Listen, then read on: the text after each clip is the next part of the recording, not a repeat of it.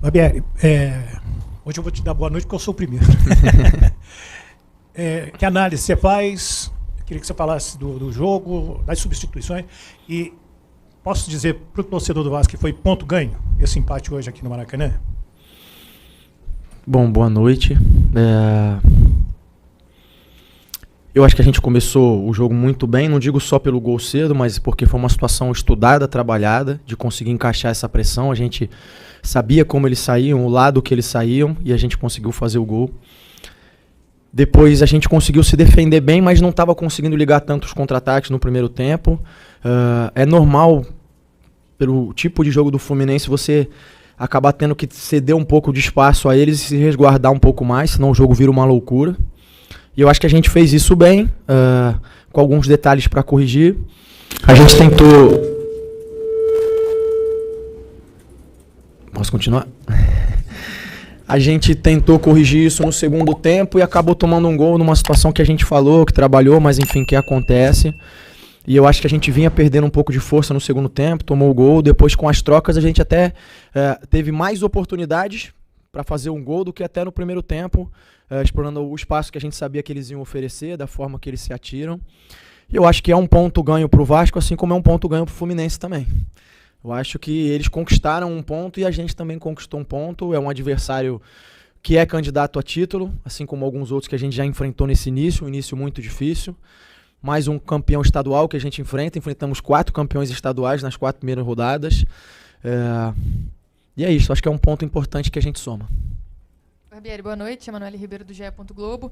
Você fala sobre as transições em velocidade, que no primeiro tempo o Vasco não conseguiu tanto, e no segundo tempo isso realmente muda. A gente vê uma chance com o pé, que ele acerta a trave no cruzamento, depois o Alex Teixeira perde ali no susto, né? Tem o Egnaldo também, numa chance muito perigosa, depois no fim agora o Figueiredo passando perto da trave também. O Vasco conseguiu ter esses escapes no segundo tempo, mas também sofreu uma pressão muito maior do Fluminense, né? A gente viu no início ali o Vasco sendo empurrado para dentro do seu gol e o Léo Jardim novamente tendo uma participação muito grande nessa partida. Queria que você detalhasse melhor essa questão das substituições, o que você achou dessas mudanças que você fez no ataque. A gente vê o Egnaldo entrando no lugar do Pedro Raul, um atacante mais móvel, de mais velocidade, justamente para aproveitar essas transições.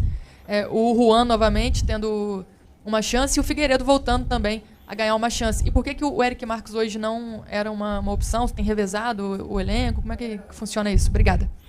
Bom, boa noite. Sim, eu acho que sim, como eu disse. Eu acho que a gente ajustou o posicionamento para o segundo tempo, mas alguns jogadores começaram a apresentar um cansaço. A saída do Andrei foi por conta disso. Achei que o lado forte do Fluminense sempre é o lado direito, é onde o Arias gosta mais de jogar, o Cano encosta mais por ali. E o Andrei acabou que estava tendo dificuldade, por isso a entrada do Matias, que é um jogador que tem bastante vigor físico, chega à frente também.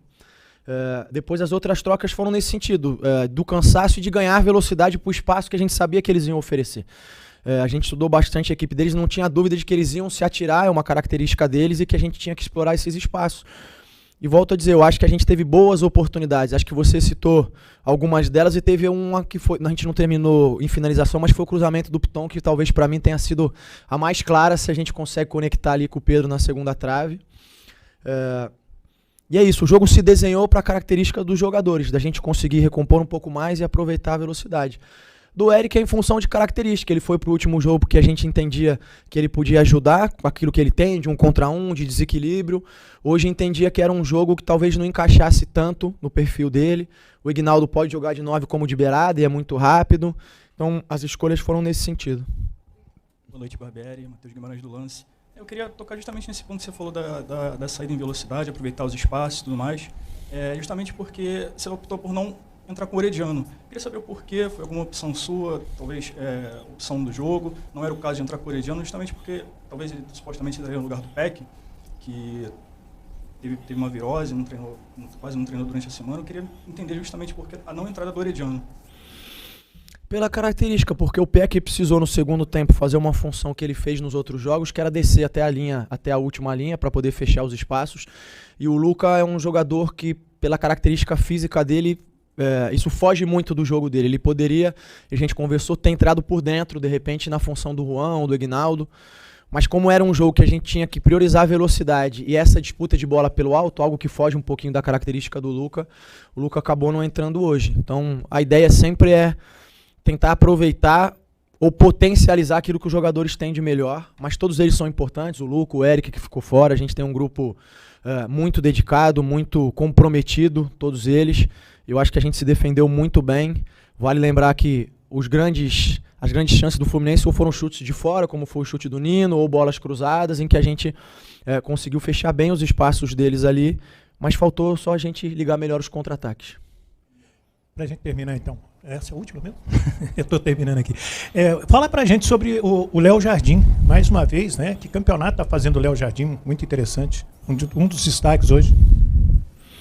Eu acho que o Léo vem muito bem. Eu acho que a gente internamente nunca teve dúvida sobre a capacidade do Léo. Eu sei que... E é natural que tenha acontecido porque o Ivan, quando teve a oportunidade, entrou muito bem. E depois tinha uma demanda grande por uma oportunidade dele. E quando chegar o momento, se for o caso, ele vem trabalhando, também vai corresponder. Mas o Léo vem fazendo um grande campeonato, assim como todos eles. Eu queria só lembrar que a gente está num processo, está num período ainda em que a gente está semeando muita coisa. Talvez os frutos não estejam tão claros. E não estou nem falando de pontuação, porque pensando nos adversários que a gente enfrentou, a gente até tem uma pontuação interessante. Mas a gente segue crescendo como equipe, buscando uma evolução, buscando desenvolvimento. E o Léo também vai melhorando o entrosamento dele com os companheiros, vai acertando essas dinâmicas todas entre eles. Eu acho que a equipe conseguiu se comunicar muito mais dentro de campo hoje. Foi um pedido que a gente tinha feito, que eles conversassem mais, que eles se orientassem, que eles se ajudassem. Então a gente está seguindo nesse processo de evolução, crescimento, desenvolvimento. E volto a repetir, a gente vai fazer uma grande temporada.